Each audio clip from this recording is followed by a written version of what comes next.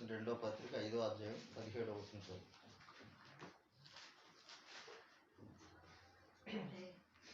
కాగా ఎవడైనా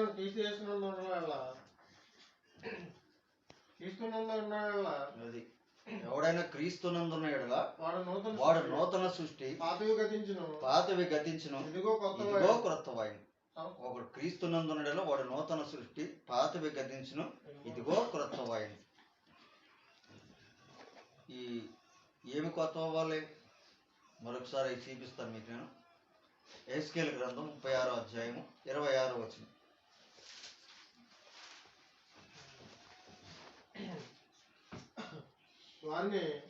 పర్వతం చుట్టుపట్ల యెహెజ్కేలు గ్రంథం 36వ అధ్యాయం 26వ వచనం.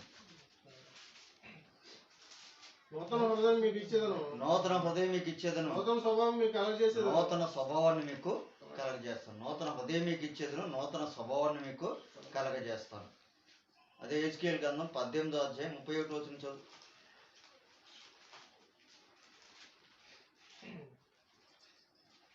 మీరు జరిగించిన అక్రమ క్రియలను విడిచి నూతన హృదయమును నూతన బుద్ధిని తెచ్చుకోండి. నూతన బుద్ధి తెచ్చుకోండి. నూతన సంవత్సరంలో నూతన హృదయం, నూతన బుద్ధి తెచ్చుకోండి. రోమపత్రిక చదువు 12వ అధ్యాయము 2వ వచనం. రోమపత్రిక. మీరు ఈ లోక మర్యాదను అనుసరింపక ఉత్తమమును అనుకూలమును సంపూర్ణమైన దేవుని చిత్తం మీద పరీక్షించి తెలుసుకున్నట్లు మీ మనసు మారి నూతన మగుట వలన రూపాంతరం పొందడి. ఇది అంటే ఒకడు క్రీస్తునందున్న వాడు నూతన సృష్టి, పాతవి గతించును ఇదిగో కొత్తవాయెను. అంటే ఉదయం కొత్తది అవ్వాలి, మనసు కొత్తది అవ్వాలి, స్వభావం కొత్తది అవ్వాలి, బుద్ధి కొత్తది అవ్వాలి. ఈ క్రీస్తునందున వాళ్ళకి 4 నూతనం అవ్వాలి నూతన సంవత్సరంలో. అది పాతవి గతించును కొత్తవాయెను. ఎందుకంటే మనిషి హృదయం మారిపోవాలి, మనిషి మనసు మారిపోవాలి, మనిషి స్వభావం మారిపోవాలి, మనిషి బుద్ధి కూడా మారిపోవాలి. ఈ మరి మనసు గురించి చెప్పినట్టున్నాను. మనం మనసు గురించేనా? మనసు గురించి చెప్పాను. ఇప్పుడు మన స్వభావం కూడా చెప్పినట్టున్నాను. స్వభావం మనసు రెండు చెప్పాను. ఇప్పుడు బుద్ధి గురించి, హృదయం గురించి చెప్పాలి. ఇప్పుడు అంటే హృదయం మారాలి. హృదయం గురించి కొన్ని మాటలు మనం ధ్యానం చేద్దాం. సామెతల గ్రంథంలో 4వ అధ్యాయం 23వ వచనం చదువు. నీ హృదయంలో నుండి దేవదారులు బయలుదేరు. కాబట్టి అన్నిటికంటే ముఖ్యముగా నీ హృదయమును కాపాడుకొను.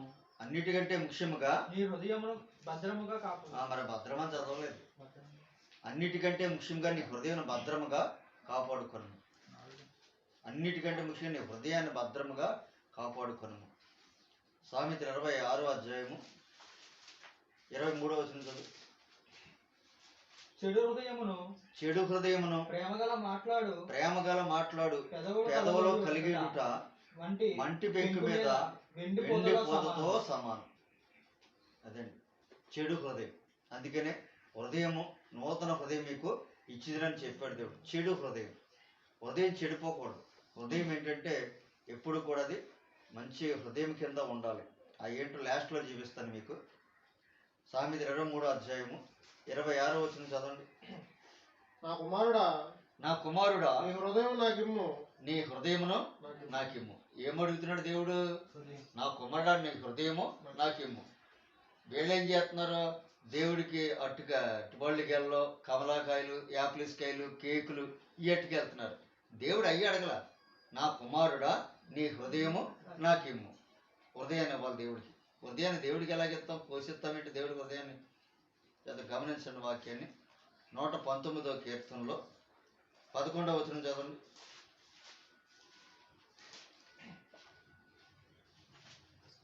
నీ ఎదుట నేను పాపము చేయకున్నట్లు నా హృదయంలో నీ వాక్యము ఉంచుకొని అన్నాను. అది నీ ఎదుట నేను పాపము చేయకున్నట్లు నా హృదయంలో నీ వాక్యమును ఉంచుకున్నాను. వాక్యం ఉంచుకుంటే దేవుని హృదయంలో ఉంచుకున్నట్టు. వాక్యమే దేవుడు కాబట్టి వాక్యాన్ని హృదయంలో దావీదు రాజు నేను ఎదుట పాపము చెయ్యకూడనట్లు నా హృదయంలో నీ వాక్యమును ఉంచుకున్నాను. హృదయంలో వాక్యం ఉంచుకోవాలి. ఎందుకు హృదయం గురించి దేవుడు ఇంత నూతన హృదయం మీకు ఇచ్చిందంటే మనిషి హృదయం మంచిది కాదు. ఆ హృదయం ఎలాంటిదో ఒకసారి ఇర్మీయా గ్రంథంలో చదవండి, 17వ అధ్యాయం 9వ వచనం చదవండి.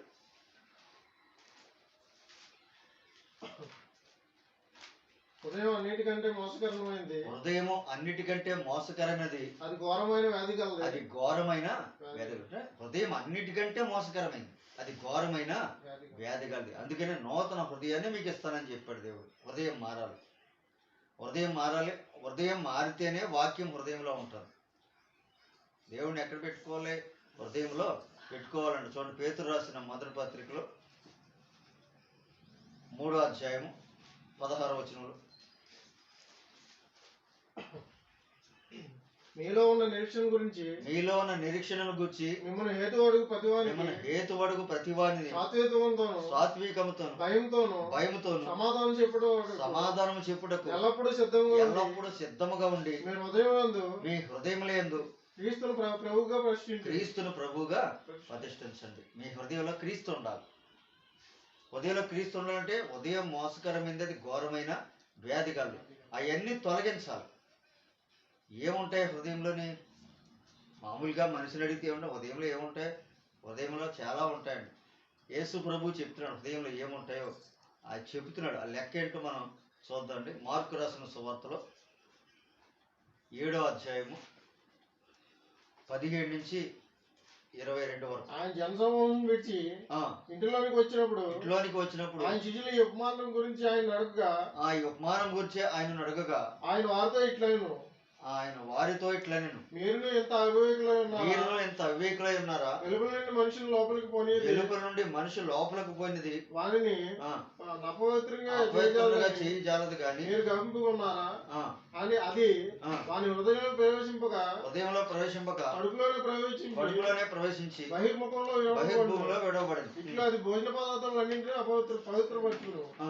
మనుషులు లోపల నుండి బయలు వెళ్ళినది మనుషులు అపవిత్రపరచును.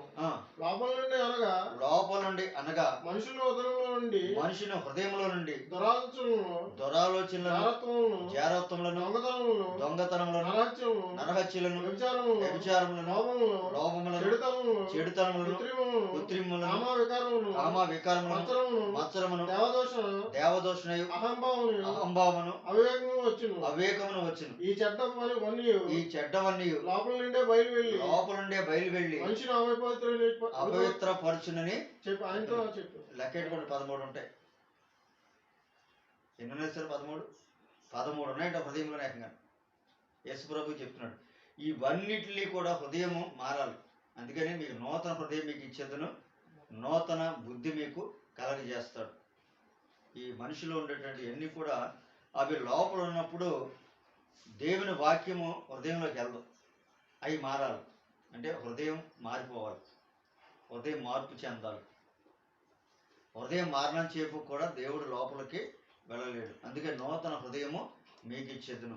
హృదయం మోసకరమైంది, అది ఘోరమైన వ్యాధి గలది. మరి మనం చూసాం, చెడు హృదయము ప్రేమగా మాట్లాడు పెదవులు కలిగి ఉండటం మంటి పెంకి మీద వెండిపోతతో సమానం. హృదయం మారాలి. హృదయం మారినటువంటి హృదయము దేవుడికి ఇవ్వాలి. మారాలి నీ మనసే మారాలి, ఆ మారిన మనసు దేవునికి ఇస్తే ఫలితం ఉంటుంది. మారాలి నీ మనసే మారాలి, ఆ మారిన మనసు దేవునికి ఇస్తే ఫలితం ఉంటుంది. మారమంటూ వేషం వేస్తారు, మారమంటూ వేషం వేస్తారు. ఆ వేషంలోనే లోకాన్నెంతో మోసగిస్తారు, ఆ వేషంలోనే లోకాన్నెంతో మోసగిస్తారు. మారాలి నీ మనసే మారాలి, ఆ మారిన మనసు దేవునికి ఇస్తే ఫలితం ఉంటుంది. క్రీస్తు నామం చాటమంటూ గొప్పలు చెబుతారు, క్రీస్తు నామం చాటమంటూ గొప్పలు చెబుతారు. ఆ గొప్పల కాస్త సాగకపోతే సతికిల పడతారు, ఆ గొప్పల కాస్త సాగకపోతే సతికిల పడతారు.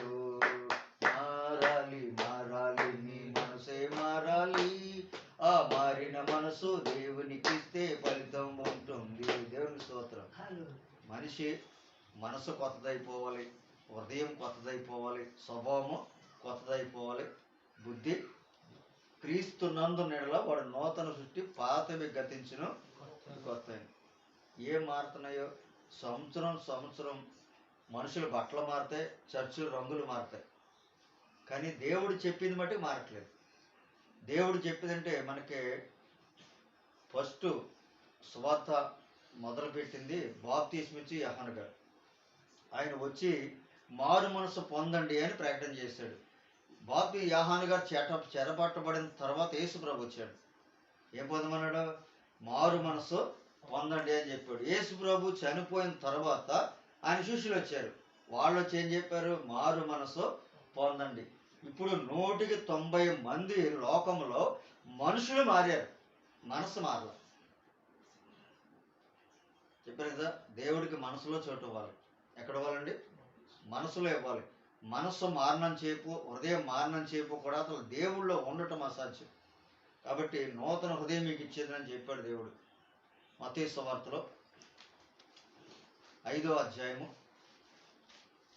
8వ వచనం చదవండి. హృదయ శుద్ధి గల వారు ధన్యులు, హృదయ శుద్ధి గల వారు ధన్యులు, వారు దేవుణ్ణి చూసేదారు. హృదయ శుద్ధి ఉండాలి. ఇప్పుడు చెప్పారు కదా మార్కు సువార్తలో, అవన్నీ బయటకు పోవాలి.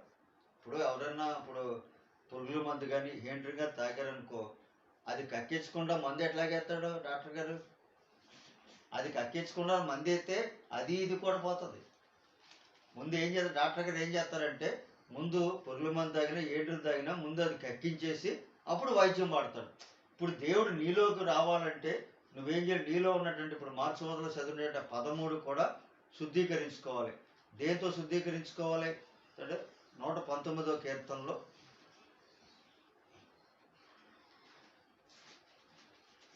9వ వచనం చదవండి.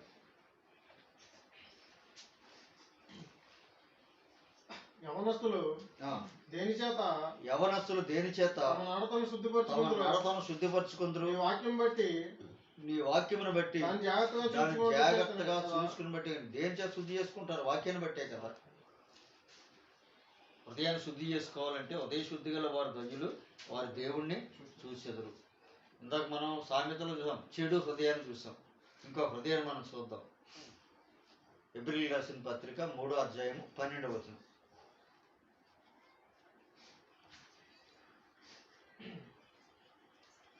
సహోదరులారా, జీవము గల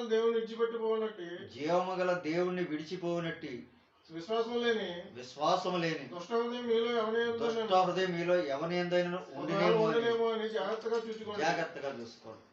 ఏ హృదయం అంటే ఇది? జీవము గల దేవుణ్ణి విడిచిపోనట్టి విశ్వాసము లేని దుష్ట హృదయం మీలో ఎవరిదైనా ఉండినేమో అని జాగ్రత్తగా చూసుకోండి. ఒకటే మనం చూసాం, చెడు హృదయాన్ని చూసాం. ఇక్కడ ఏ హృదయం అంటే ఇది? విశ్వాసం లేని దుష్ట హృదయం. దాన్ని మార్కు సువార్తలో 1వ అధ్యాయము 22వ వచనం. మార్కు సువార్త ఆయన శాస్త్రంలో కాక రోమపత్రిక 1వ అధ్యాయం 22వ వచనం. మార్కు రోమపత్రిక 1వ అధ్యాయం 22వ వచనం. వారి అవివేక హృదయము అంధకారమైన తాము జ్ఞానులు అని చెప్పుకొని వారు తమ జ్ఞానులు అని చెప్పుకొని బుద్ధిహీనులైపోయారు. ఏ హృదయం అంటే ఇది? అవివేక హృదయం. అవివేకంగా మాట్లాడతారు. బైబిల్ విధంగా రాయబడ్డది. ఇక్కడేమో ఖచ్చితంగా వాక్యం రాయబడ్డదంటే దాన్ని బట్టి మాట్లాడరు. వారి అవివేక హృదయము అంధకారమైన వారి జ్ఞానులమని చెప్పుకొని బుద్ధిహీనులైరి. ఇప్పుడు చెడు హృదయము, దుష్ట హృదయము, ఇదేమో అవివేకాలు. ఇలాంటి హృదయాలు ఉన్నాయి కాబట్టి నూతన హృదయం మీకు ఇచ్చేదిను అని చెప్పాడు దేవుడు. ఈ నూతన సంవత్సరంలో మారాలి. అనేక మంది మరి చెప్తున్నారు, మరి 4 రోజుల నుంచి కూడా నా దగ్గర వాక్యం ఉన్నటువంటి వాళ్ళు. ఎందుకంటే ఈ మాటలో మనకి డిసెంబర్ చివరి వారంలో ఇంకా 1 రోజులు జనవరి 1 వస్తుందానికి 1 రోజులు చెప్పాలండి. మనుషులు ఏ మార్పు రావాలి, ఏ మార్పు వస్తే బతుకుతాడు. ఎందుకంటే మనం సజీవులుగా ఉండాలి. మొదట సజీవులుగా ఉండాలంటే దేవుని వాక్యం చెప్తున్నది మనం బ్రతుకుండాలి. బ్రతుకుండాలంటే రోమపత్రిక 6వ అధ్యాయము 6వ వచనం చదవండి. ఏమనగా మనం యొక్క పాపమునకు దాసులము కాకుండా పాప శరీరం నిరర్ధకమగునట్లు మన ప్రాచీన స్వభావం ఆయనతో కూడా సిలువేయబడినని ఎరుగుదుము. చనిపోయిన వాడు పాప విముక్తుడని తీర్పు పొంది ఉన్నాడు. మనం క్రీస్తుతో కూడా చనిపోయిన యెడల మృతుల్లో నుండి లేచిన క్రీస్తు ఎక్కడో చనిపోడని మరణముకు ఆయన మీద ప్రభుత్వం లేదని ఎరిగి ఆయనతో కూడా జీవించదమని నమ్ముతున్నాం. ఒకరు బతుకుంటారు, క్రీస్తులోకి రావాలి. ఒకడు క్రీస్తు నందున యెడల వాడు నూతన సృష్టి. పాతవి గతించును, ఇదిగో కొత్తవని. పాతవన్నీ పాత హృదయం మారిపోవాలి, పాత మనసు మారిపోవాలి, పాత స్వభావం మారిపోవాలి, పాత బుద్ధి కూడా మారిపోవాలి. ఈ 4 మారాలి. 4 మారితే అతను క్రైస్తవుడు అవుతాడు. క్రైస్తవుడిదే పరలోక రాజ్యం. అదండి, నూతనంగా మార్చబడాలి. నూతన సంవత్సరంలోకి వచ్చాం. ఈ 2021వ సంవత్సరం కూడా దేవుడు ఇచ్చాడు. ఇచ్చినప్పుడు ఏం చేయాలి? ప్రజలు ఇప్పటికైనా సరే వాళ్ళు కొత్తగా జన్మించాలి. కొత్తగా జన్మించడం అంటే యోహాను సువార్త 3వ అధ్యాయము 3వ వచనం చదువు. అందుకు యేసు అతనితో ఒకడు కొత్తగా జన్మిస్తేనే కానీ అతడు దేవుని రాజ్యం చూడలేడని మీతో నిశ్చయముగా చెప్తున్నాను. కొత్తగా జన్మించాలి. సహజంగా మనుషులందరూ కూడా తల్లిదండ్రులకు పుడతారు. ప్రతి మనుషుల్ని కూడా తల్లిదండ్రులు పిల్లలకి అంటారు. కానీ ఇక్కడ దేవుని వారి యేసు ప్రభు నికోదేమున సేవకుడితో చెప్తున్నాడు. ఏమని? ఒకడు కొత్తగా జన్మిస్తేనే కన్నా దేవుని రాజ్యమును చూడలేడు. నికోదేము ఏమంటున్నాడు? అందుకు నికోదేము ముసలివాడు మనుషుడు ఎలాగో జన్మింపగలడు? రెండవ మారు తల్లి గర్భమందు ప్రవేశించి జన్మించగలడా అని ఆయన అడుగుగా యేసు ఇట్లను ఒకడు నీటి మూలముగాను జన్మిస్తేనే గాని దేవుని రాజ్యంలో ప్రవేశింపలేడు నిశ్చయంగా చెప్తున్నాను. నీటి మూలముగాను ఆత్మూలంగా. నీటి మూలం అంటే పాత నిబంధన, ఆత్మూలం అంటే కొత్త నిబంధన. యేసు క్రీస్తులోకి వస్తేనే బతుకుతారు. మనిషి బ్రతకాలంటే క్రీస్తులోకి రావాలి. అక్కడ ఒక మాట చెప్పాడు, ఒక నీటి మూలముగాను ఆత్మూలగాను. మూల భాషలో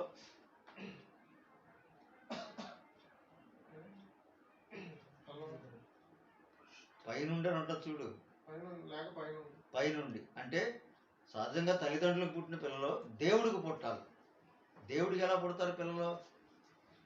కొరింథీ మొదటి పత్రిక 4వ అధ్యాయము 16వ వచనం చదవండి. కొరింథీ మొదటి పత్రికలో 4వ అధ్యాయం 16వ వచనం. క్రీస్తునందు మీకు ఉపదేశకులు 10,000 మంది ఉండిన తండ్రులు అనేకులు లేరు. క్రీస్తు యేసునందు సువార్త ద్వారా నేను మిమ్మల్ని కంటిని గనుక మీరు నన్ను పోలి నడుచుకున్న వారే ఉండవాలని క్రీస్తు సువార్త ద్వారా మిమ్మల్ని కంటిని. సేవకుడు వాక్యాన్ని గర్భం ధరించాలి. గర్భం ధరిస్తే అప్పుడు వాక్యానికి పిల్లలు పుట్టాలి. అది పైనుండి జన్మించడం అంటే. అప్పుడు వాక్యానికి పిల్లలు పుట్టాలని దేవుని వాక్యం చెప్తున్నది. యాకోబు రాసిన పత్రిక 1వ అధ్యాయం 18వ వచనం చదువు. ఆయన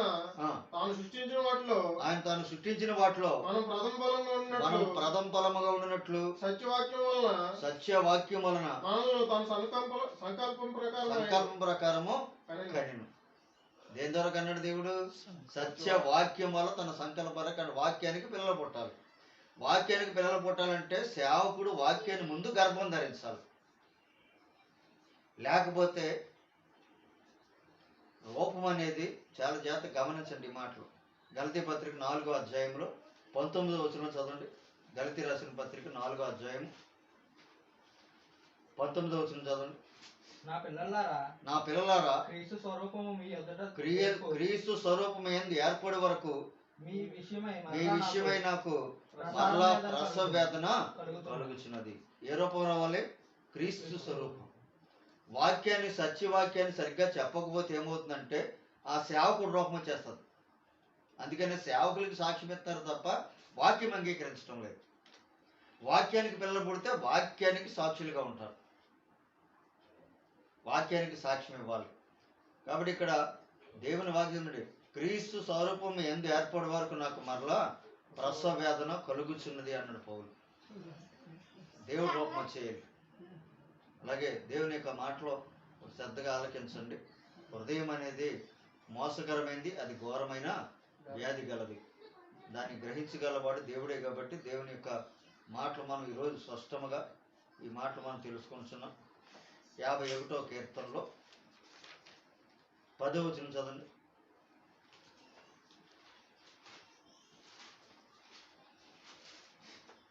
దేవా నా యందు శుద్ధ హృదయము కలగజేయము. దేవా నా యందు శుద్ధ హృదయము కలగజేయము. అంటే ఇప్పుడు దావీదుకి హృదయం ఏమైపోయింది? శుద్ధి లేదు. నా యందు శుద్ధ హృదయము కలగజేయము. ఎందుకంటే దావీదు హృదయం పాడైపోయింది, దావీదుకి మనసు పాడైపోయింది. కాబట్టి అక్కడ ఏం చెప్తున్నాడంటే, దేవా నా యందు శుద్ధ హృదయము కలగజేయము, నా అంతరంగములో స్థిరమైన మనసు నూతనముగా పుట్టించు. అంటే హృదయం పాడైపోయింది, మనసు పాడైపోయింది దావీదు రాజు. దేవుడిని అడుగుతున్నాడు, నాకు మళ్ళీ శుద్ధ హృదయమును కలగజేయము, నా అంతరంగంలో స్థిరమైనటువంటి మనసు నూతనముగా పుట్టించము. కొత్తగా రావాలండి అన్ని. ఈ కొత్త సంవత్సరంలోకి వచ్చామంటే కృతజ్ఞతలు ఎవరికి చెప్పుకుంటున్నారంటే సంఘాలకి చెప్పుకుంటున్నారు, సేవకులకు చెప్పుకుంటున్నారు. వెళ్ళి ఇప్పుడు ఏదో 1వ తారీఖు వచ్చిందంటే జనవరి 2001లోకి వచ్చేసాం, మన పాస్టర్ గారికి ఒక కేక్ కొనుక్కెళ్ళాలి, మన పాస్టర్ గారికి ఫలాలు కొనుక్కెళ్ళాలి, మన సంఘానికి అయ్యట్టుకెళ్ళాలి అంటున్నారు. కానీ దేవుడు అడిగింది ఇస్తలేదు. దేవుడు ఏమడిగాడు? నా కుమారుడా నీ హృదయమో నాకేమో. హృదయాన్ని అడిగాడు దేవుడు. దేవుడు ఉదయం ఎత్తలేదు. అందుకనే స్టెఫాన్ అనేటువంటి సేవకుడు చెప్తున్నాడు చూడండి. అపోస్తుల కార్యాలు 7వ అధ్యాయము 51వ వచనంలో చదవండి. అపోస్తుల కార్యాలు 7వ అధ్యాయం 51వ వచనంలో, హృదయములను చెవులను దేవుని వాక్యములకు లోపర్చనల్ని వాడలారు. ముస్కర్లారంటే 2 నాలుకలు కలిగిన జనాలు. ముస్కర్లారా హృదయములను చెవులను దేవుని వాక్యానికి లోపర్చనాలు. వాక్యానికి హృదయం ఇస్తలేదు. సింపుల్ కదండి. డబ్బులు ఇవ్వటమో లేకపోతే ఏమైనా కొనుక్కెళ్ళటం, ఎన్ని పట్టుకెళ్ళటం సింపుల్గా ఉంటుంది. దేవుడు అడిగింది హృదయం అడిగాడు. నూతన మనసు పొందాలి, నూతన హృదయం పొందాలి, నూతన స్వభావం పొందాలి, నూతన బుద్ధి పొందాలి. అవి క్రీస్తు నందున్న ఎడలన్నాడు. క్రీస్తులో లేనోళ్ళకి ఎన్ని రావండి, క్రీస్తులోకి వచ్చినోడికి ఎన్ని మారిపోతాయి. అంటే హృదయం అనేది శుద్ధ హృదయం నాయందు కలగజేయమని దావీదు రాజు అడుగుతున్నాడు. మన హృదయం శుద్ధి అవ్వాలి. హృదయం శుద్ధి అవ్వాలంటే వాక్యాన్ని బట్టి మనం హృదయాన్ని శుద్ధి చేసుకోవాలి. లేకపోతే ఏమవుతుంది? కొరింథీ మొదటి పత్రికలో 3వ అధ్యాయం 16వ వచనం చదవండి. మీరు దేవుని ఆలయమై ఉన్నారని, మీరు దేవుని ఆలయమై ఉన్నారని, దేవుని ఆత్మ మీలో నివసించునుడని మీరు ఎరగరా? ఎవడైనను దేవుని ఆలయం పాడు చేసిన దేవుడి ఆలయాన్ని పాడు చేసిన యెడల దేవుడు వారిని పాడు చేయను. దేవుడు వారిని పాడు చేయను. దేవుని ఆలయము పరిశుద్ధమైనది, మీరు ఆలయమై ఉన్నారు. మీ హృదయము దేవుని ఆలయము కాబట్టి మీ హృదయాన్ని శుద్ధి చేసుకోవాలి. స్పష్టంగా రాసిన తెలుగులో రాదు మనకి బైబిల్. ఏమని చెప్తున్నాడు సార్ ఆలోచించాలి. అక్కడ 6వ అధ్యాయము 19వ వచనం చదువు. మీ దేహములో దేవుని వలన మీకు అనుగ్రహించబడి మీలో ఉన్న పరిశుద్ధాత్మకు ఆలయమై ఉన్నదని. పరిశుద్ధాత్మ ఉండాలి. ఇప్పుడు పరిశుద్ధాత్మ మనలోకి రావాలంటే బైబిల్ చెప్పిన ప్రకారం ఇందాక మార్క్స్ సువార్తలో చదివినట్టుగా అవన్నీ తొలగించుకోవాలంటే హృదయాన్ని శుద్ధి చేయాలి. అంతే కదా. ఇప్పుడు ఇల్లు ఎవరైనా ఖాళీ చేస్తారనుకో, ఇల్లు ఖాళీ చేసినప్పుడు ఆ ఇంట్లోకి ఎవరైనా రావాలంటే ఏం చేసుకుంటారు? ముందు ఇల్లు శుభ్రం చేసుకుని రంగులు వేసుకుని పోతారు. ఎలా మడతలా వచ్చేది కదా. ఇప్పుడు దేవుడు నీ హృదయంలోకి రావాలంటే హృదయాన్ని శుభ్రం చేయాలి. పరిశుద్ధాత్మ నీలోనికి వస్తాడు. వచ్చి ఏం చేస్తాడు? చదువు మార్క్స్ యోహాను సువార్తలో 16వ అధ్యాయం 13-14 వచనాలు. అయితే ఆయన ఆయన అనగా అనగా సత్యస్వరూపమైన ఆత్మ వచ్చినప్పుడు మిమ్మల్ని సర్వసత్యంలోనికి నడిపించును. మిమ్మల్ని సర్వ సత్యములోనికి నడిపించును. ఆయన తనంతట తానేమి బోధింపక వేటిని విన్ను వాటిని బోధించి సంభవింపో సంగతులు మీకు తెలియజేస్తాడు. మీలోనికి వచ్చి సర్వ సత్యంలో అంటే వాక్యంలోనే నడిపిస్తాడు. సర్వ సత్యంలోకి తీసుకెళ్తాడు. సంభవింపబో సంగతులను మీకు తెలియజేస్తాడు. ఆత్మ మీలోకి రావాలంటే మీ హృదయం మారాలి. వీళ్ళు ఆత్మను పొందకుండా దేవుడు మీలో ఉన్నాడు, దేవుడు నాలో ఉన్నాడు, మీలో ఉన్నాడు, అందరిలో ఉన్నాడని వీళ్ళు చెప్పేయటం వల్ల ఏమనుకుంటారంటే దేవుడు ఉన్నాడేమో అనుకుంటున్నారు. దేవుడు పరిశుద్ధ స్థలంలోనే ఉంటాడంట. ఎక్కడ ఉంటాడు దేవుడు? చూడండి ఒకసారి యెషయా గ్రంథంలో 57 అధ్యాయం 15 వచనంలో చూడండి ఎక్కడ ఉంటాడు.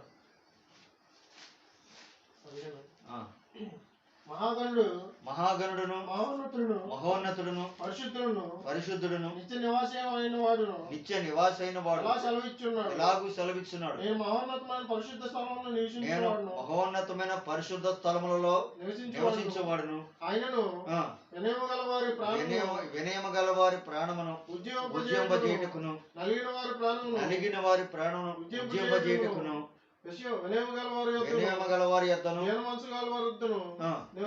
మహోన్నతమైన స్థలంలో ఉంటాడు. పరిశుద్ధ స్థలంలో నివసించే దేవుడు. ఆయన రావాలంటే హృదయాన్ని పరిశుద్ధపరచాలి. అందుకే చెప్పాడు కదా మత్తయి సువార్తలో, హృదయ శుద్ధి గల వారు ధన్యులు, వారి దేవుణ్ణి చూచెదరు. హృదయ శుద్ధి ఉండాలి. హృదయ శుద్ధి లేనటువంటి వాళ్ళు దేవుణ్ణి చూడలేరు అనేటువంటి వాక్యాన్ని స్పష్టంగా బైబిల్ చెప్తుంది. ఈ నూతన సంవత్సరంలోకి వచ్చిన వాళ్ళకి నిన్న శనివారం నేను ప్రార్థనలో వాక్యం చెప్పినప్పుడు ఆ వాక్యం విన్న అతను అయ్యగారు చిన్న సాక్ష్యం చెప్తాను అన్నాడు. చెప్పుకోడాను. సాక్ష్యం చెప్పిన తర్వాత ఆయన కళ్ళంటే నీళ్ళు వచ్చేసింది. ఆయన ఒక మాట అన్నారు నన్ను, నిజానికి మనం సేవకుల దగ్గరికి మనం వెళ్ళాలి, ఆయనే స్వయంగా మన దగ్గరకు వచ్చి మనం ఎరగని విషయాలు, మనకు లోతైన విషయాలు అన్నీ మనకు బోధిస్తున్నారు. ఆ దేవుడు కృప. నిజంగా ఆయన రావటం ఎందుకంటే ఎప్పుడూ వినలేనటువంటి విషయాలు ఇప్పుడు వింటున్నారు. అంటే దీని అర్థం ఏంటంటే ఇంతకుముందు చెప్పబడలేదు. ఆ మాటలు చెప్తూ ఉంటే ఏమవుతుందంటే 100 మందికి వాక్యం చెప్పినప్పుడు, ఈ సత్యాన్ని చెప్పినప్పుడు అందులో 10 మంది అయినా మార్పు చెందుతారు. 100కి 100 మారరు. ఎందుకంటే అందరిలో మార్పు రాదు. మార్పు రావాలి. దేవుడు కోరుకుంటున్నాడు. ఇప్పుడు పొలం పండాలని పాస్టర్లు అందరూ కూడా చేరు చుట్టూ ఉండి ప్రార్థన చేస్తే పడుతుందా విత్తనాలు లేకుండా? ఇప్పుడు పొలం పండాలని విత్తనాలు వేయలేదా? విత్తనాలు అయితే కదా పొలం పడుతుంది. ప్రార్థన చేస్తే పొలం పడుతుందా? లోకాసు వార్త 8వ అధ్యాయము 11వ వచనం చదువు. ఈ ఉపమాన భావమేమనగా విత్తనము దేవుని వాక్యము. మరి వాక్యంలో మా భారతదేశాన్ని రక్షించండి, మా భారతదేశాన్ని రక్షించండి అంటారు. వాక్యం చెప్పనవరు. వాక్యం లేకుండా ఎలా రక్షిస్తాడు? ఎలా కాపాడతాడు? సరే ఆలోచించండి. అందరూ సేవకులందరూ కూడా మా భారతదేశాన్ని కాపాడండి, మా భారతదేశాన్ని రక్షించండి, మా భారతదేశాన్ని దీవించండి అని అడుగుతున్నారు. వాక్యం లేకుండా ఎట్లా చేస్తాడు? ఆలోచించేయండి. ఇప్పుడు ప్రభుత్వం ఉంది, మా వాళ్ళు ఉద్యోగంలో ఉండి అంటే ఉద్యోగం పేస అయితే ఇస్తారు. పేస అవ్వకుండా ఎక్కడ ఇస్తారు చెప్పండి? చెప్పండి మీరు. ప్రభుత్వం వారు డిగ్రీ పేస అయితే ఇస్తారో చదువుకుంటే ఇస్తారో? పేస అవ్వాలిగా. పేస అవ్వడానికి మనం ప్రయత్నం చేయాలి. దేవుని వాక్యం ప్రకారం మనము ఆశీర్వాదాలు ఎలా పొందుకుంటాము? దేవుడు చెప్పాడు, ఒకడు క్రీస్తునందున వాడు నూతన సృష్టి, పాతవి గతించును, ఇదిగో కొత్తవాయును. అన్ని కొత్తవైపోవాలి. క్రీస్తు నీలోకి వచ్చేటప్పటికి నీ హృదయం మారిపోతుంది, నీ స్వభావం మారిపోద్ది, నీ మనసు మారిపోద్ది, నీ బుద్ధి కూడా మారిపోతుంది. అన్నీ కూడా పరిశుద్ధాత్మ ఏం చేస్తాడంటే సర్వ సత్యములనికే నిన్ను నడిపిస్తాడు. అప్పుడు నువ్వు క్రైస్తవురాలుగా, ఒక క్రైస్తవుడిగా అనగా క్రీస్తు మనిషిగా, మనం క్రైస్తవులు అంటే క్రీస్తు మనుషులని. చూడండి ఇక్కడ కొరింథీ మొదటి పత్రికలో 3వ అధ్యాయం 23వ వచనంలో, రాబోవు ఏదేమైనా మీరు క్రీస్తు వారు, మీరు క్రీస్తు వారు, క్రీస్తు దేవుని వాడు, మీరు క్రీస్తు వారు. మరి యేసు వారు ఉంది అక్కడ, క్రీస్తు వారు. క్రీస్తులో ఉంటేనే క్రైస్తవులు. క్రీస్తులో ఉన్న వాళ్ళని క్రైస్తవులు అంటారు, నిజ క్రైస్తవులు. చేత మనం హృదయం మారిపోవాలి. ఇవి కొత్తగా జన్మించడం అంటే. కొత్తగా జన్మించిన వాళ్ళకి పాతవి గతించను, ఇదిగో కొత్త వాయును, అన్ని కొత్తగా అయిపోవాలి. ఇదివరకు ఎలా ఉన్నారో ఇప్పుడు ఎలా ఉన్నారు తెలియాలి కదండి. మనిషిలో మార్పు అనేది రాకుండా ఎట్లాగా మారరు. ఎందుకంటే మారు మనసు అక్కర్లేని 99 మంది కంటే మారు మనసు పొందు ఒక్క పాప విషయమే పరలోక రాజ్యంలో ఎక్కువ సంతోషము కలుగును. మార్పు చెందాలి. ఈ మార్పు అనేది దేవుని వాక్యం ద్వారా వస్తుంది. కానీ ప్రార్థన చేయటం వల్ల మనకు ఎవరైనప్పుడు మంచి విషయాలు చెప్తారు. ఇప్పుడు చాలామంది వాళ్ళ పిల్లలకు కానీ బంధువులకు కానీ, ఒరే కొత్త సంవత్సరాలు శుభ్రంగా మారరా, శుభ్రంగా బతకరా, శుభ్రంగా ఉండరా, పనులు విరోధమైన పనులు చేయకరంటే ఈ నోటు మాటలు చెప్పితే మారిపోతారు వాళ్ళు. వాక్యం లేకుండా ఎక్కడ మారుతారు? మొదటి యోహాను సువార్త, యోహాను సువార్త అండి. యోహాను సువార్త మొదటి అధ్యాయము 1 నుంచి 4 వచనాలు చదవండి.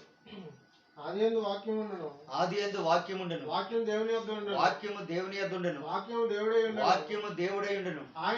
ఆయన ఆది యందు దేవుని యొద్ద, ఆది యందు దేవుని యొద్ద ఉండెను, సమస్తం ఆయన మూలంగా కలిగెను, సమస్తం ఆయన మూలంగా కలిగెను, కలిగినది ఆయన లేకుండా కలగలేదు, ఆయనలో జీవము ఉండెను. ఆయన కలిగినది ఏది కూడా ఆయన లేకుండా కలగలేదు. ఇప్పుడు ఇందాకే మీకు యాకోబు పత్రికలో చదివించాను. దేవుడు దేని ద్వారా కన్నాడు మనుషుల్ని? సత్యవాక్యం వలన. వాక్యానికి పిల్లలు పుట్టాలి. నువ్వు మారడం అంటే వాక్యం చెప్పాలి. దేవుని వాక్యాన్ని కొత్తగా మార్పు చెందాలి. మనుషుల్లో మార్పు రాకపోవడానికి గల కారణం, అది ఏ సంఘమైనా కానివ్వండి, మార్పు రాకపోవడానికి కారణం వాళ్ళకి వాక్యం చెప్పబడకపోవడమే. అయితే బోధ చేసేవాడి దగ్గర ఉండదండి ఇది. సువార్త ప్రకటించాలి. సువార్త ప్రకటించండి. పౌలు గారు అయితే అన్నాడు కొరింథీ మొదటి పత్రికలో 9వ అధ్యాయంలో 16 నుంచి చదువు. నేను సువార్త ప్రకటించుచున్నాను, నేను సువార్తను ప్రకటించున్నాను, నాకు అతిశయ కారణం లేదు, నాకు అతిశయ కారణం లేదు. సువార్తను ప్రకటించవలసిన భారము నా మీద మోపబడి ఉన్నది. అయ్యో నేను సువార్తను ప్రకటించకపోయినలా నాకు శ్రమ. నేను ఇష్టపడి చేసిన నా జీతం దొరుకును. ఇష్టపడకపోయినను గృహ నిర్వాహకత్వము నాకు అప్పగించబడను. అట్లయితే నాకు జీతమేమి? నేను సువార్తని ప్రకటించినప్పుడు సువార్త యందు నాకు అధికారమును సంపూర్ణంగా వినియోగపరచుకొనుటగా సువార్తను ఉచితంగా ప్రకటించే సువార్తను ఉచితంగా ప్రకటించుటే నా జీతం. సువార్త ప్రకటించవలసిన భారం నా మీద ఉంది. సువార్త చెప్పాలి. అనేకులకు చెప్తున్నా వెళ్ళి మారండి అంటే కోపం వస్తుంది వాళ్ళకి. మనిషి బుద్ధి మారాలంటే కోపం వస్తుంది. మనిషి మనస్సు మారాలంటే కోపం వస్తుంది. మనిషికి స్వభావం మారాలంటే కోపం వస్తుంది. మనిషికి ఉదయం మారాలంటే కోపం వస్తుంది. ఇవన్నీ చెప్పకుండా మీరు అనుకున్న కార్యాలనే జరిగిపోతాయి. మీరు ఆశీర్వాదాలు పొందుకుంటారు, వర్ధిల్లుతారు. దేవుడు గొప్ప దేవుడు, కనికరమ గల దేవుడు, అద్భుతాలు చేయబోతున్నాడు. ఇలా చెప్తే జనాలకు ఇష్టమవుతుంది. సువార్త ఇది. సువార్త అంటే ముందు కొత్తగా జన్మించాలి, పాతవి గతించాలి, ఇదిగో క్రొత్తవాళ్ళు. నీ ఇరుగు పొరుగు కూడా ఒక నిజంగా క్రైస్తవులు, నిజంగా దేవుడు నమ్మారు. దేవుడు నమ్మినారు కాబట్టి ఈ రోజుని గతంలో ఎలాగుండేవారు ఇప్పుడు ఇలా ఉన్నారు అని ఇరుగు పొరుగు మనం చూసి నేర్చుకోవాలి. ఏళ్ళ క్రైస్తవులు మాకు చెప్పకండి అనే పరిస్థితిలో ఉన్నారు. అలా ఉండకూడదు. భక్తులు అపోస్తులు అందరూ కూడా ఎన్నో మాటలు చెప్పారు. మనకి బైబిల్లో తల ఎంట్రుక కాడి నుంచి కాలు ఏళ్ళు వరకు వాక్యం ఉంది. ఏది అంతా మొత్తం నూతనముగా మళ్ళీ సృష్టించబడాలి, కొత్తగా జన్మించాలి. కొత్తగా జన్మించడం అంటే మనుషులకు పుట్టినటువంటి వాళ్ళు దేవుడికి జన్మించాలి. అప్పుడు దేవుడు తండ్రి అవుతాడు. చాలామంది సేవకులు ఏం చెప్తారంటే దేవుడు మనం పెళ్లి చేసుకుంటాడో, మనం దేవుడు పెళ్లి చేసుకుంటాక మనం సిద్ధపడి ఉండాలి అంటున్నాడు. అసలు దేవుడు మనిషిని పెళ్లి చేసుకోవడం ఏంటండి బాబా? అసలు వీళ్ళు బైబిల్ చదవరు. ఇప్పుడు ఆ సంఘంలో ఉన్న వాళ్ళు ఏమనుకుంటారు, దేవుడు అంట మనం పెళ్లి చేసుకుంటాడంట, మనం అక్కడికి వెళ్ళినప్పుడు మనం శుభ్రంగా ఉండాలి, దేవుడు మళ్ళీ ఎందుకు పెళ్లి చేసుకుంటాడు? సో ప్రకటన గ్రంథంలో 21వ అధ్యాయం 2వ వచనం చదువు. నేను నూతనమైన యెరూషలేము అను ఆ పరిశుద్ధ పట్టణము మన భర్త కొరకే అలంకరించబడినది, పెళ్లి కుమార్తె వలె సిద్ధపడి పరలోకమందున దేవుని యొద్ద నుండి దిగి వచ్చుట చూచితిని. అది భార్య. పైన నూతన యెరూషలేము దేవుడు భార్య. ఏళ్ళేమో అమ్మా సంఘం మన అందరినీ దేవుడు పెళ్లి చేసుకుంటాడో, మనం పెళ్లి కూతుళ్ళు కాదు, వధువు సంఘం. మరి పెళ్లి కుమార్తె ఎవరు అక్కడ చెప్తున్నాడు కదా? ఏం చెప్తున్నాడు? దేవుని ఎదురు దిగి వచ్చినటువంటి పెళ్లి కుమార్తె వలె సిద్ధపడి దిగవచ్చుట చూచితిని. 29వ వచనం చదువు. వారు భూమి అంతటా వ్యాపించి, ప్రకటన 21:9. అంతటా ఆ కడపటి 7 తెగుళ్ళతో నిండిన 7 పాత్రలు పట్టుకొని ఉన్న 7 పాత్రలు 7 దేవదూతలతో ఒకడు వచ్చి ఇట్లు రమ్ము పెళ్లి కుమార్తెను అనగా గొర్రెపిల్ల యొక్క భార్యను నీకు చూపుదని నాతో చెప్పి ఆత్మవశుడై ఉన్న నన్ను ఎత్తైన గొప్ప పర్వతం మీదకి తీసుకుని పోయి యెరూషలేమును పరిశుద్ధ పట్టణం దేవుని మహిమ కలదై పరలోకమందున్న దేవుని యొద్ద నుండి దిగువచ్చుట నాకు చూపును. ఇదిగో పెళ్లి భార్య గొర్రెపిల్ల యొక్క భార్యను చూపిస్తారంటే యెరూషలేమును చూపిస్తున్నాడు. గలతీ 4:26 చదువు.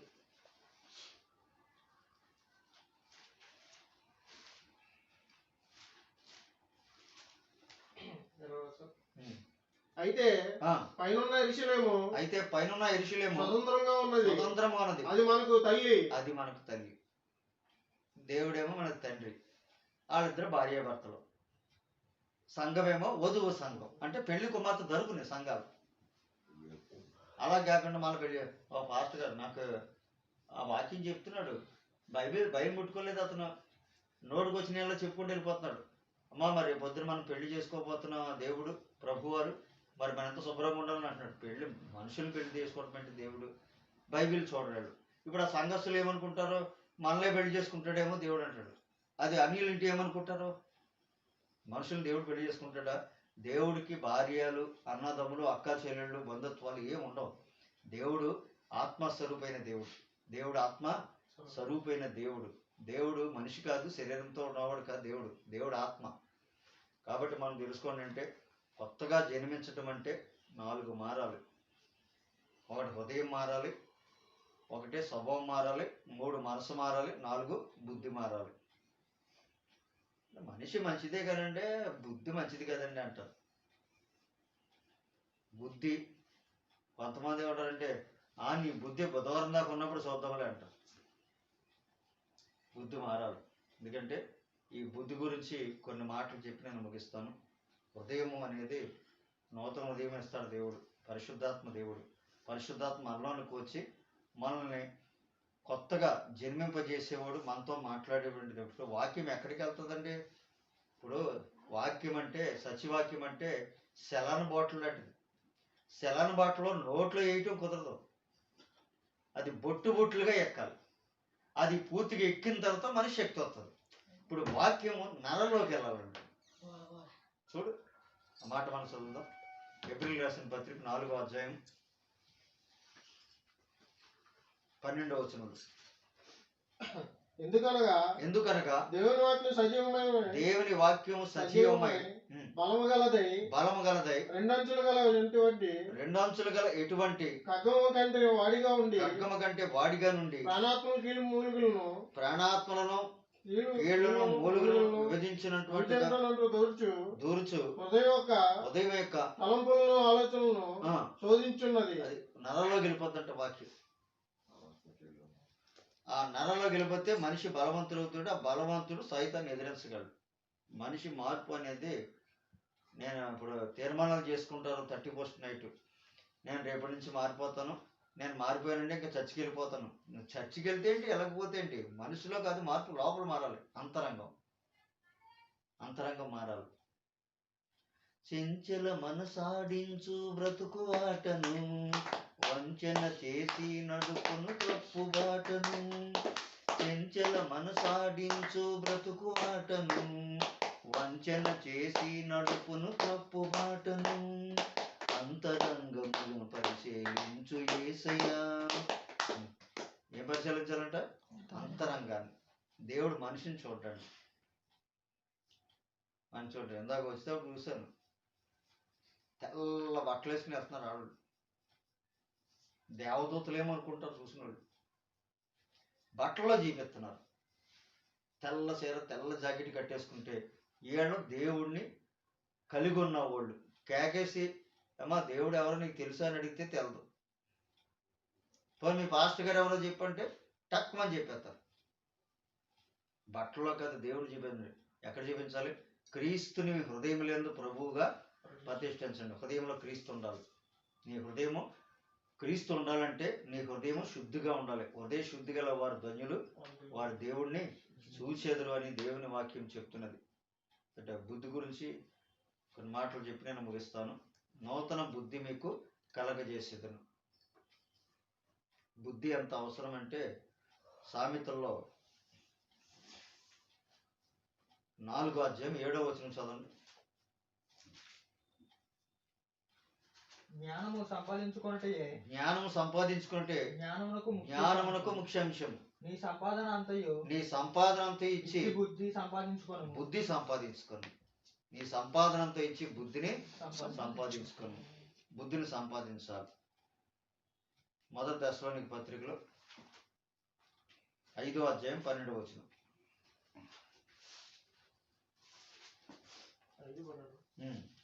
మరియు సహోదరులారా మీలో ప్రయాసపడుచు ప్రభునందు మీకు పైవారేయండి. మీకు బుద్ధి చెప్పిన వారిని మన్నన చేసి వారిని పనిబట్టి వారిని ప్రేమతో మిక్కిలి ఘనముగా ఎంచవలెనని వేడుకొంచున్నాను. మీకు బుద్ధి చెప్పిన వారిని మన్నన చేసి వారి పనిని బట్టి మిక్కిలి ఘనముగా ఎంచవలను. బుద్ధి చెప్పించుకోవాలి. ఎందుకంటే సేవకుడే వాక్యం ద్వారా బుద్ధి చెప్తాడు. నోటి ద్వారా చెప్తే మనిషి చెప్పినట్టు, వాక్యం ద్వారా చెప్తే దేవుడు చెప్పినట్టు. బుద్ధి చెప్పినట్టు ఏం చేయాలంటే ఇప్పుడు మన్నన చేసి వారి పనిని బట్టి మిక్కిలి ఘనముగా ఎంచవలను. ఆమోసు గ్రంథం చదువు 5వ అధ్యాయం 10వ వచనంలో.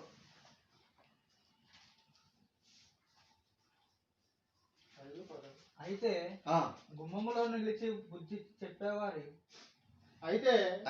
గుమ్మలో నిలిచి బుద్ధి చెప్పేవారి మీద జనులు పగబట్టుదురు. గుమ్మలో నుంచి బుద్ధి చెప్పిన వారిని జనులు పగబడతారు. బుద్ధి చెప్పమంటాడు దేవుడు. బుద్ధి చెప్పేవారి మీద జనులు పగబడతారు. ఎందుకంటే మనం ఫస్ట్ నుంచి నేర్పుకున్నదే పిల్లలకు వస్తుంది.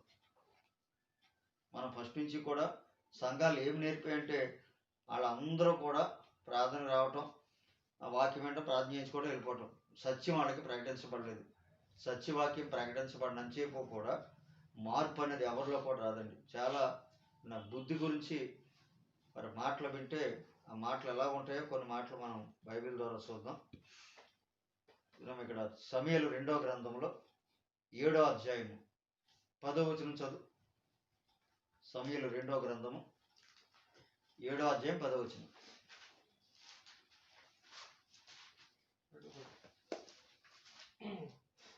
మరియు ఇశ్రాయేలును నా జనులను ఎకనో కదిలింపబడకుండా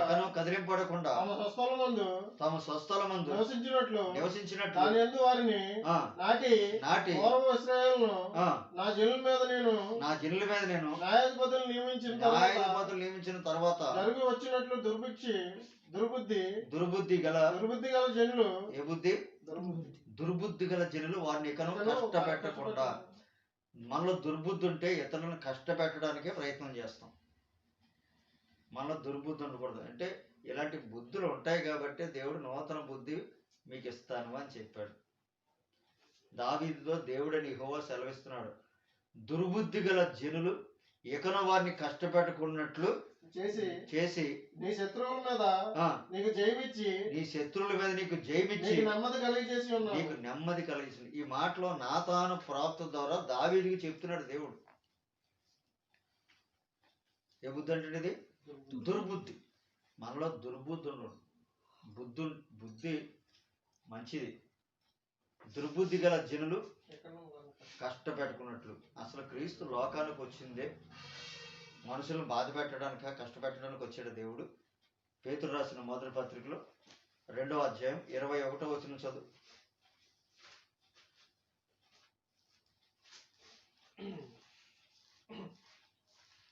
క్రీస్తు కూడా మీ కొరకు బాధపడి మీరు తన అడుగుజాడలందు నడుచుకున్నట్లు మీకు మాదిరి ఎంచిపోయాను, చూపించాడు. మార్గం సేవ అంటే ఎలా చేయాలి, భూమి మీద మానవుడు ఎలా జన్మించాలి, ఎలా ప్రవర్తించాలనే దానికి ఒక మాదిరి ఎంచిపోయాను. క్రీస్తు కూడా మీ కొరకు బాధపడ్డా అని బాధ పెట్టాడా? బాధపడ్డాడు. క్రైస్తవుడు అంటే అతను బాధపడవచ్చు కానీ ఎవరిని బాధ పెట్టకూడదు. ఇలా ఎవరిని బాధ పెట్టకూడదు, ఎవరిని కష్టపెట్టకూడదు అంటే హృదయం మారాలి, మనసు మారాలి, స్వభావం మారాలి, బుద్ధి మారాలి. ఈ 4 మారితేనే అతడు ఒక క్రీస్తు అంటే క్రైస్తవుడు. క్రీస్తుకు కలిగినటువంటి మనసు, క్రీస్తు స్వభావము మనకు వచ్చేస్తుంది. ఆత్మ స్వభావం అంటారు దాన్ని. కాబట్టి దుర్బుద్ధి గల జనుడు. లోకా సువార్త 3వ అధ్యాయం 14వ వచనం చదువు.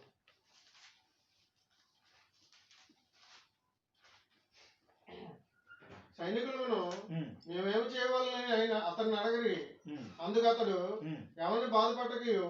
చూడండి, సైనికులు వచ్చి బాప్తిస్మా యోహాను గారిని అడుగుతున్నారు,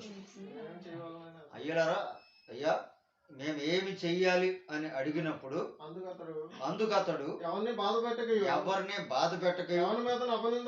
ఎవరి మీద అపనిందలు వేయకయో, మీ జీతములతో తృప్తి పొందిండుడని చెప్పాడు. ఎవరిని బాధ పెట్టకూడదు, మీరు ఎవరి మీద అపనిందలు వేయకూడదు. అంటే మేము కూడా రక్షణ మార్గంలో ఉండాలంటే సైనికులు వచ్చి మేము ఏం చేయాలి అని అడిగినప్పుడు బాప్తిస్మా యోహాను గారు చెప్తున్నటువంటి మాట అది. ఎవరిని బాధ పెట్టకూడదు, ఎవరి మీద అపనిందలు వేయకూడదు, నీ జీతాలతో తృప్తి పొంది. ఏ ఆఫీసులో ఒప్పుకుంటాడండి? మన భారతదేశంలో ఉన్నటువంటి ఏ డిపార్ట్మెంట్లో ఉన్నా సరే, అయ్యా మీరు మీ జీతాలతోనే బతకండి, ఇది యేసుక్రీస్తు ప్రభువు వారు చెప్తున్నారు అంటే ఎవడని ఒప్పుకుంటాడు ఏంటి? అందుకే మనుషులు మాట్లాడు. ఎందుకంటే సంఘాలకు పనికొచ్చారు. సంఘాలకి జనాలు, డబ్బు, హోదా, మనిషిలో మార్పు రావాలి. ఎవరిని బాధ పెట్టకూడదు, ఎవరిని కష్టపెట్టకూడదు. దుర్బుద్ధి. ఈ దుర్బుద్ధి ఉన్న వాళ్ళు మార్పు చెందాలి. ఇంకో బుద్ధి చూద్దాం. ఫిలిప్పీయులకు రాసిన పత్రికలో 1వ అధ్యాయం 15వ వచనం. కొందరు అసూయ చేతను కలహ బుద్ధి చేతను మరికొందరు మంచి బుద్ధి చేతను కలహ బుద్ధి. ఏ బుద్ధి అండి? కలహ బుద్ధి. కలహం అంటే ఏంటి? ఈ పెళ్ళి అయితే తెలుస్తుందిలే. కలహ బుద్ధి అంటే గొడవలు. కలహ బుద్ధి, కలహం అంటే గొడవ. దాని గురించి కొన్ని మాటలు చెప్పి ప్రార్థన చేస్తాను. సామెతల గ్రంథం 20వ అధ్యాయం 3వ వచనం.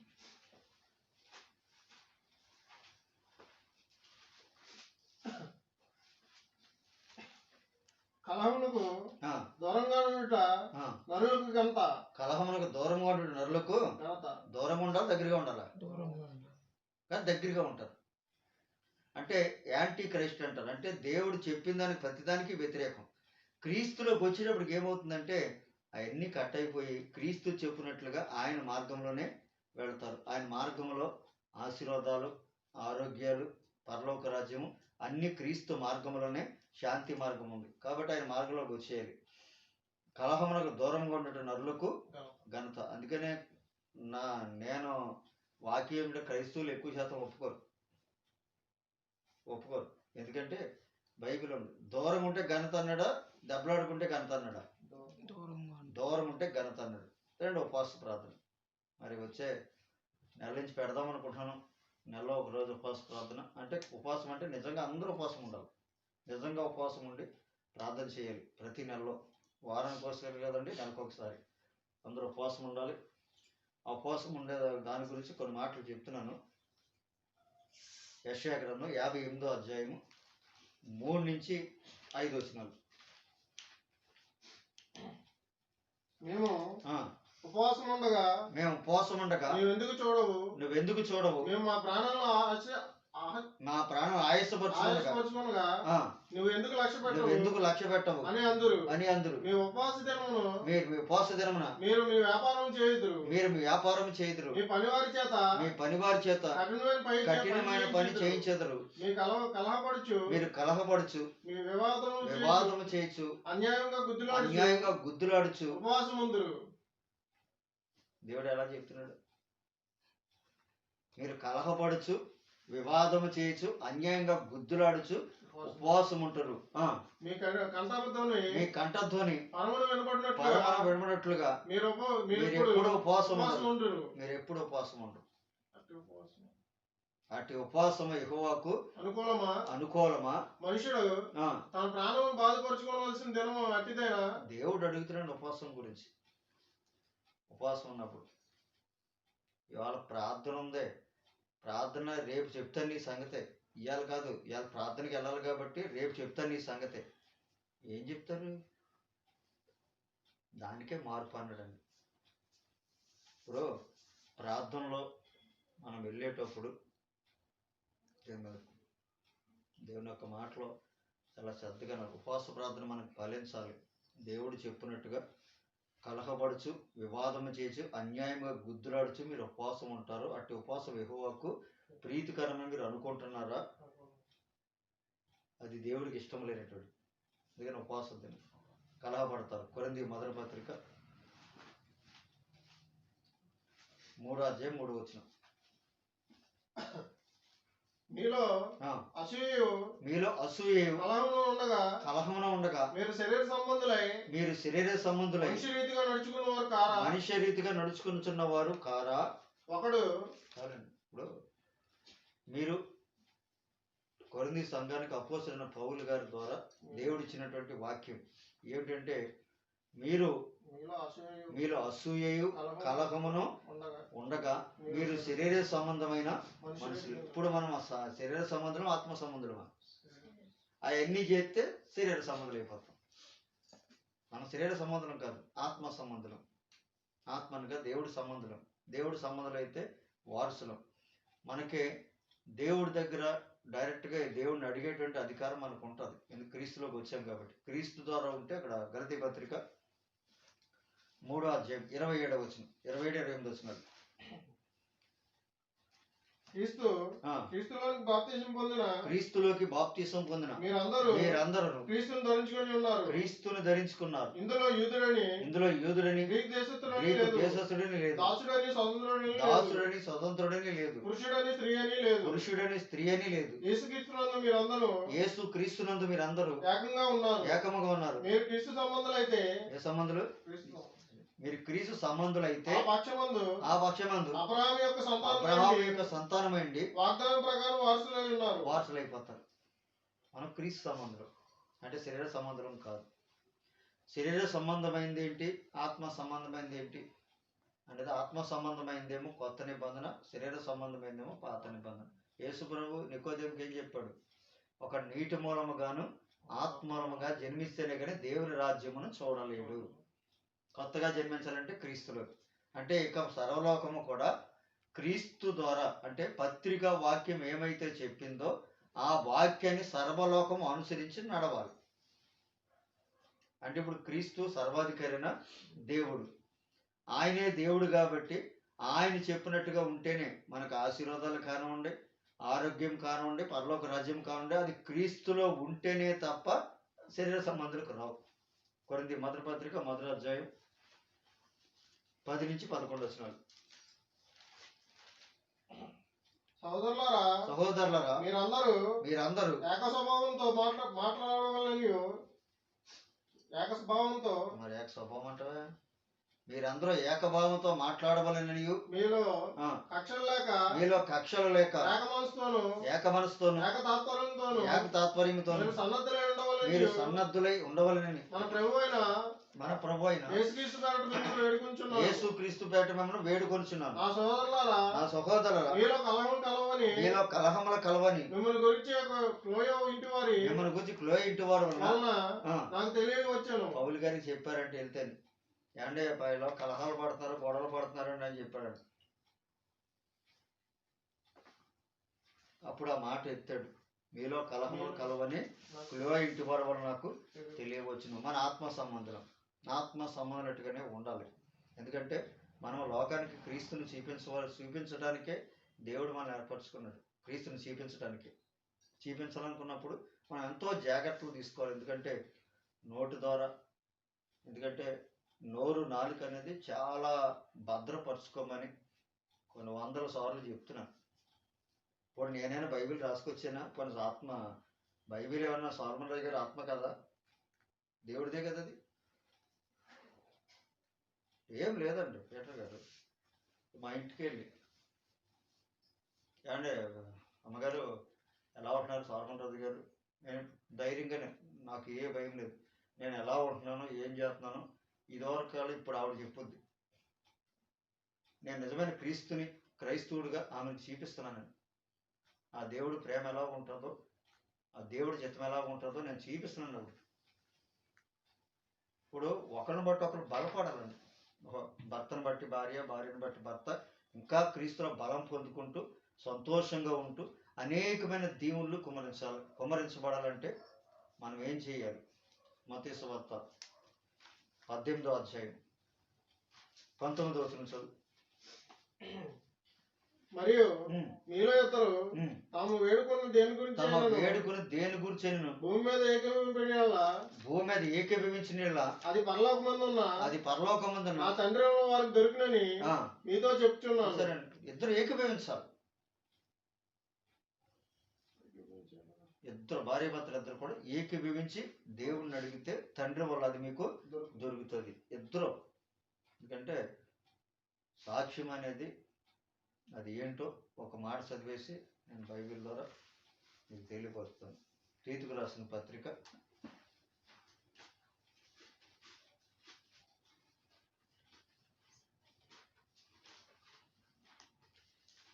2వ అధ్యాయం 5 నుంచి 7 వచనాలు చదువు. అలాగనే ఉత్త స్త్రీలు కొండగత్తలను మిగులు మద్యపాన ప్రవస్తులైన ఎన్నక ప్రవర్తన యందు మొదటి 5 నుంచి నేను నీకు ఆజ్ఞాపించిన ప్రకారము నీవు లోపముగా ఉన్న వాటిని దిద్ది ప్రతి పట్టణంలోను పెద్దలను నియమించు నిమిత్తమై నేను కేతులో నిన్ను విడిచిపెట్టి వచ్చితిని. ఎవడైనాను నిందారహితుడును ఏకపత్ని పురుషుడును దుర్వ్యాపార విషయంలో నేరం మోపబడిన వాడై అవిధేయులు కాక విశ్వాసులైన పిల్లలు గలవాడిని అట్టి వాడిని పెద్దగా నియమించవచ్చు. ఎందుకనగా అధ్యక్షుడు దేవుని గృహనిర్వాహకుల వలె నిందారహితుడే ఉండవాలి.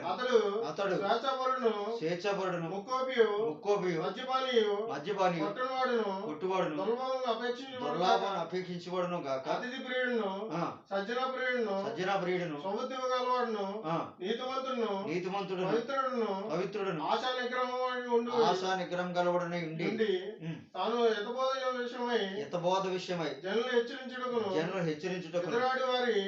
మాట ఖండించుటకును శక్తివాడగినట్లు